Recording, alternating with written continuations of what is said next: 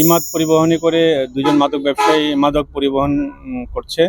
তো সেই সংবাদের ভিত্তিতে সাচিবনিয়াতে আমাদের টিম ওদেরকে দুজনকে আটক করে এবং দুজনকেই এক্সরে করা হয় এবং একজনের পেটে এক্সরে রিপোর্ট আমরা দেখেছি যে অনেকগুলা ছোট ছোট পোটলা আকারে অনেকগুলা রয়েছে।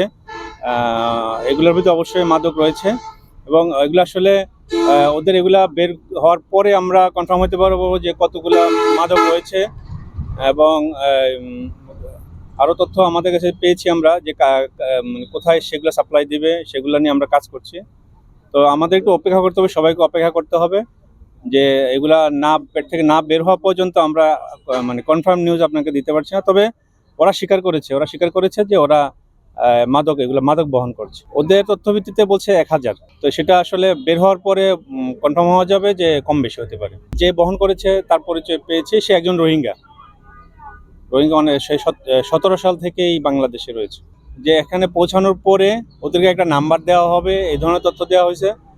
সেই নাম্বারের সঙ্গে ওরা যোগাযোগ করলে মাল পৌঁছে দেওয়ার কথা। তো ওরা এর আগে আমাদের কাছে ধরা খেয়েছে, এই জন্য ওরা এখানকার কাকে মাল দিবে এই এখন কন্ট্যাক্ট আমরা ও করতে পারে নাই। আমরা সেই নাম্বারটি বের করার চেষ্টা করছি।